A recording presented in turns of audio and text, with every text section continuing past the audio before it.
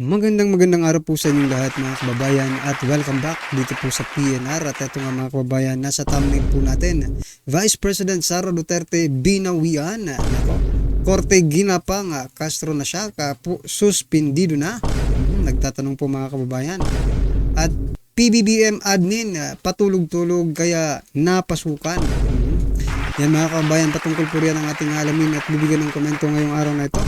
At dahil nga po riyan, ito, i-share po natin ang balita. Vice President Sara Duterte posibleng bawian ng gun permits ng Philippine National Police. Nako, bigyan po natin ng reaksyon yan kung ano nga ang posibleng mangyari kapag binawian po ng gun permits ang ating Vice President mga kababayan. Okay?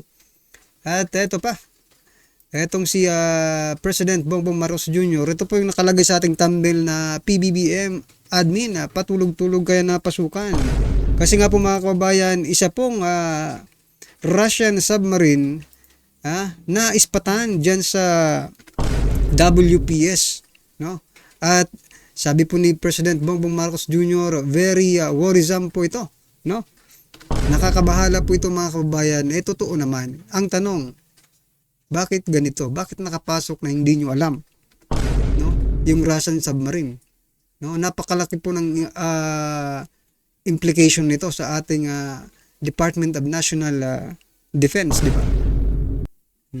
Kung kayo po ay nasa shock at kayo po ay nagugulat na nakapasok po ang isang submarine ng Russian, ibig sabihin po ay hindi nyo po alam. No? Hindi nyo po alam. At bakit pinayagan, no? Kung alam man, bakit pinayagan kung bawal, di ba? Bawal kasi sabi nga nakakabahala, di ba? Well, anyway, mamaya mga kabayan, bigyan po natin ng reaksyon yan. At eto pa, si Executive Lucas Bersamin, Executive Secretary Lucas Bersamin mga kababayan ay naghugas kamay. Patungkol po dito sa ginawang impeachment complaint ng Kamara, no? Against Vice President Sara Duterte. Naghugas kamay po ang palasyo. Where in fact, sinabi naman nila talaga na ipagpaliban or ihinto na yan. Pero hindi po nakinig ang Kamara. Okay? So ito mga kababayan, simulan na po natin dito kay Vice President Sara Duterte. Ito po ang balita. Vice President Sara Duterte posibleng bawian ng gun permits ng PNP. Hoy, ano bang nangyayari sa inyo, Philippine National Police, no? Second highest official of the land, tatanggalan nyo ng permit, gun permit, no? Dahil dun sa sinabi niya. Hindi ba ito ay isang ito? Panggigipit na ito sa Office of the Vice President? First time ba ito mangyari? Di ba? Ibig ba sabihin, pag sinabi mong gun permit ng Vice President, yung Vice President lang, kung may baril man yung ating Vice President, no? Or lahat po ng kanyang security tatanggalan ng gun permit. Kasi useless din naman di ba? Useless din po mga kababayan. Tanggalan mo si Vice President, yung security meron, di ba? Ano po ba talaga? Si Vice President lang or pati po yung security niya? Well, anyway, maging ano pa man po yan, no? Ang nakikita ko lang po dito, this is a form of panggigipit po kay Vice President Sara Duterte. Paano na yung security niya kung walang barrel, di ba? Ito po ang ito po ang isipin niyo, Philippine National Police, no? Ultimo nga, kapitan ng barangay, di ba? May ganyan. Ito pang Vice President, wala. Isipin nyo naman yan. No, parang tinanggalan nyo siya ng kung baga sa agila, tinanggalan nyo siya ng pakpak. No? Para hindi na makalipad, mga kababayan. So yan mga kababayan, ano pong inyong reaction dyan sa posibleng tanggal or bawian ng gun permits itong si Vice President Sara Duterte ng Philippine National Police? Ako po, i-comment nyo na lang po mga kababayan ang inyong reaction dyan. At ito na nga, si President Ferdinand Bongbong Marcos Jr. expressed concern on Monday over the Russian Attack na ba ito? May inatake ba? Russian attack submarine that was spotted in the West Philippine Sea last week. No? That's very concerning. Any intrusion into the West Philippine Sea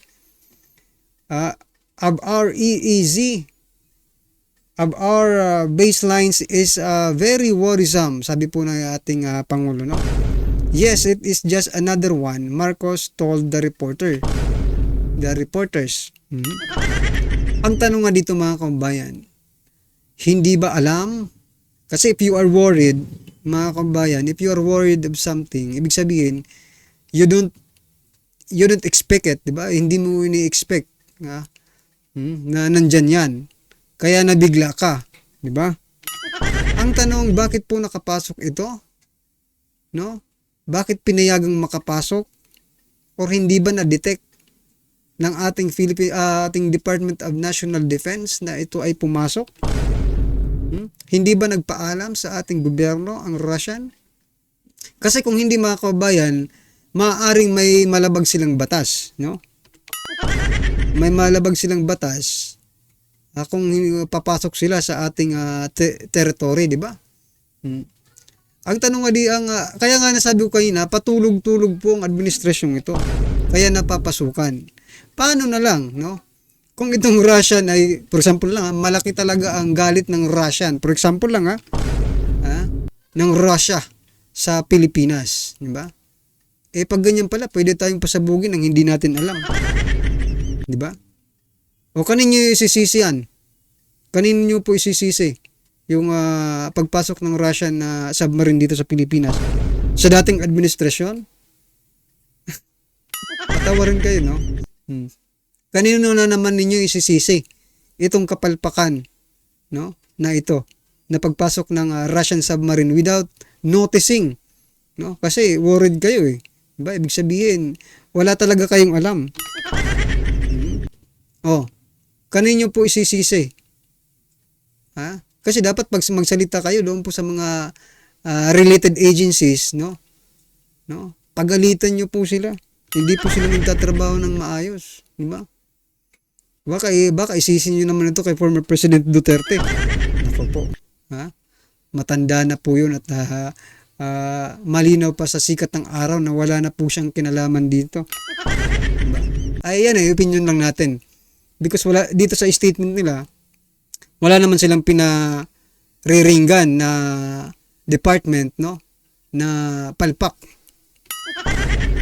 Yan mga kababayan, ano pong inyong reaction dyan? At ito pa, hugas kamay, itong si Executive Secretary Lucas Bersamin.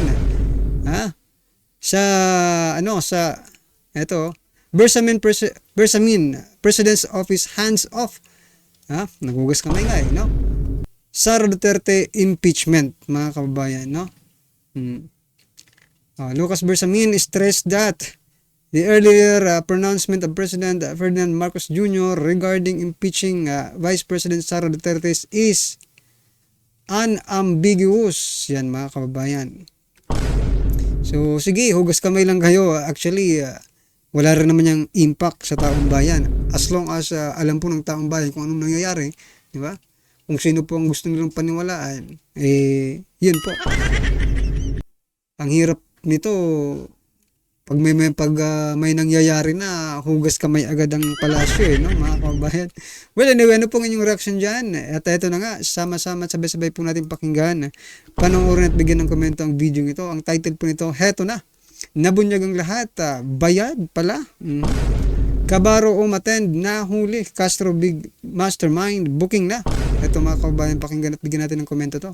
Ito ang breaking news ngayon. Viral ngayon sa mundo ng social media. Pag talagang masamang tao, hindi magtatagumpay sa kanyang mga pinaplano. Matapos iligal na ipinakulong ng staff ni Vice President Sara Duterte na si Attorney Zulaika Lopez, ni ACT Teacher Party List Representative Franz Castro. Muling nabigo ang kongresista na mismo ang kongreso na ang nag-uutos na palayain na si Attorney Zulaika Lopez. Franz Castro ang mahaharap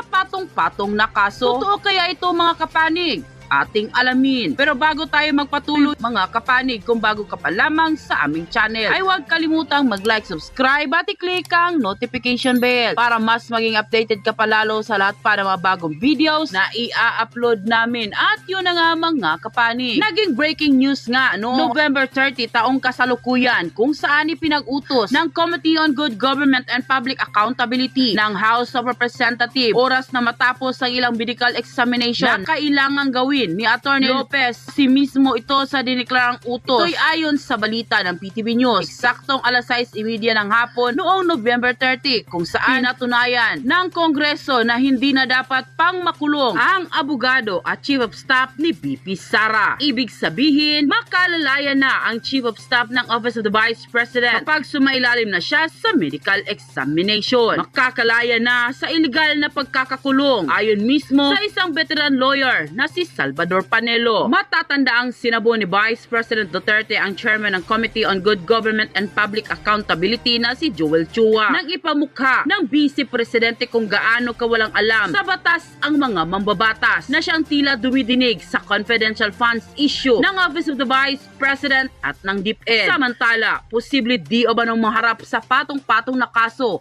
si ACT Teacher Party List Representative Franz Castro nang illegal nitong ipakontempt si Atty. Zulaika Lopez. Ito'y ayon kay Atty. Salvador Panelo dahil di o mano sa paniniwalang nauudlot ang kanilang investigasyon ng Quad Committee patungkol sa di o mano'y confidential funds ng OBP at ng DepEd. Tiniyak naman ni Panelo na hindi totoo ang sinabi na ito ni Castro. Dahil kung totoo ito, bakit nasa Quadcom na ang mga papeles ng DepEd at Office of the Vice President na tinuturing na sensitibo ang mga dokumentong ito na dapat di nilalabas sa publiko? Mas marireklamo di o mano si Castro dahil hindi makataot di o mano ang ginawa niya sa abogado. Hindi di o mano papayag ang mga veteranong abogado na hindi mapaparusahan ang ACT Teacher Party List Representative na si Franz Castro. Nang lumabas nga ang balitang ito ay umani agad ng samot-saring komento mula sa marami sa ating mga kababayan na kung saan ay marami nga sa kanila ngayon ang hindi napigilan ng kanilang sarili na maglabas ng kanilang hinaing at komento sa mundo ng social media. At ayon pa sa kanila, kayong mga magagaling na abogado ang nakakaalam ng batas. Kailangan kasuhan si Castro at kung talagang napatunayan na mali at umabuso sa kapangyarihan, kailangan ibigay ang mabigat na parusa.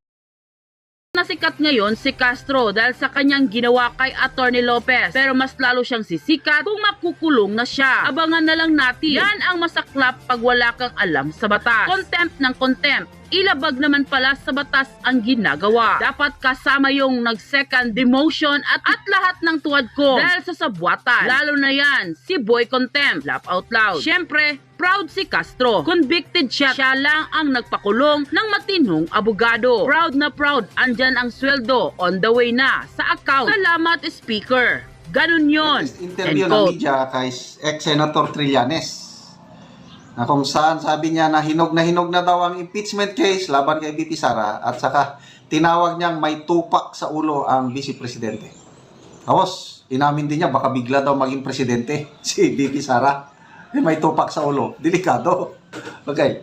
Pakinggan natin itong interview na ito. Nasabi, sir? Ha? Paano niyo nasabing hinog? Siguro naman, nakikita naman ng mga kababayan natin, lahat ng mga... Sandali, simulan natin. Sa dami ng issues ngayon kay VP Sara, hinog na ba for impeachment? Hinog na ba? Hinog na. Paano niyo nasabi, sir? Ha? Paano niyo nasabing hinog? Siguro naman, nakikita naman ng mga kababayan natin, lahat ng mga dangers, mga red flags, yung unfitness. Ito lang no mga kababayan, napansin ko lang po dito sa reporter no. Mukhang may mali po yata dito sa reporter. Ha? Kasi siya po yung nag-feed pala na hinog na, di ba? Paano nangyari 'yon? Paano ka nakakam up ng hinog na? Di ba? Yung reporter yung sinasabi ko kasi kung pakikinggan natin ulit, no. Sinabi niya na eto pakinggan ulit natin. Nahinog na daw ang impeachment case laban kay VP Sara at saka tinawag niyang may tupak sa ulo ang Vice Presidente.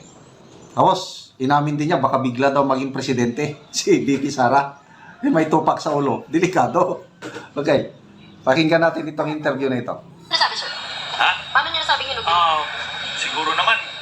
nakikita naman ng mga kababayan natin, lahat ng mga... Kaya sandali, simulan natin. Sa dami ng issues ngayon kay VP Sara, hinog na ba for impeachment? Hinog na So yan mga kabayan ha, hinog na ba for impeachment? Sabi po ng reporter. So it's not Trillanes, no? Yung nagsabi na hinog. Sinigundahan lang ni Trillanes. Ang tanong ko dito sa media na ito, ewan ko lang kung anong mainstream media, paano siya nakaka-come up na hinog? No? Maaring ito ay isang scripted na tanong mga kababayan. No? Nagtatanong lang tayo ha. Kung ito ba ay maaaring isang scripted na tanong para sagutin ni Trillanes ng medyo, di ba? Madrama na. ba? Hinog na hinog na. Paano niyo nasabi, sir? Ha? Paano niyo nasabing hinog? Siguro naman, nakikita naman ng mga kababayan natin, lahat ng mga dangers, mga red flags, yung unfitness ni Duterte, ni Sara Duterte to hold. Kita nyo? Unfitness ni Duterte, Sara Duterte. Ganun lang siya kung magsalita. Kami sa Ilocano pa, kaming mga Ilocano. Basta mas bata ka, dapat tawagin mo yung mas matanda ng mayroong either manong, manang, uncle, auntie, lolo, lola. Hindi Kumbaga mga kababayan, walang respeto, no? Itong si Trillanes. Actually, kahit naman dun sa sa kay former President Duterte, 'di ba, sa hearing? Wala talaga eh. There is walang pag-address ng respect itong si Trillanes. Kaya mga kababayan, wag na po natin pag-aksayahan ng panahon si Trillanes kasi nakikita naman po natin na talagang walang patutunguhan. Hindi nga lang natin alam at hindi natin maunawaan itong mga mainstream media sa tuwing lumalabas po si Trillanes ay nakabuntot sila. Hindi po natin alam kung may nakukuha silang magandang impormasyon, no? Na ibinibigay sa kanila si Trillanes or may mga yung tinatawag ni Sir Jason sa envelopmental journalism. Diba? Yung mga envelopmental journalism, siguro, mga kababayan, yun po itong bumubuntot dito kay Trillanes, no? Para syempre, pabanguhin, at pasikatin itong si Trillanes. Yun lang. Kasi kung, ang tanong, kung kinakagat pa ba siya or tinitake pa ba siya ng yung kanyang mga sinasabi ng ating mga kababayan. Mukha kasing wala nang naniniwala dito kay Trillanes no? Ever since na mag-start yung dating administrasyon, lumabas na ito. Marami na po itong isiniwalat na wala namang katotohanan. Until now, kinakagat pa rin ng mainstream media. Hindi ba pwedeng, for example lang, persona non grata na ito ng mga mainstream media? Di ba? Huwag na po itong isali sa sa politika. Hindi naman mga kababayan kasi karapatan din yun ni former Senator Trillanes, no? Na maki-participate, maki-partake ng kanyang rights, no? Ng kanyang rights bilang isang Pilipino. Yun nga lang mga kababayan. Sa bagay, hindi naman magiging isang democratic country, no? Ang Pilipinas kung walang mga katulad ni Trillanes. Diba? Si Trillanes po ang simbolo na tayo po ay may demokrasya. Kahit hindi na po kapanipaniwala ang kanyang mga sinasabi, no? Ay pinipick up pa rin ng media because of democracy. Diba? Well, anyway, mga kababayan, ano po ang inyong reaksyon, opinion patungkol po sa video ito, ay comment po sa baba para malaman po ng ating mga kababayan ang inyong opinion. Maraming salamat po.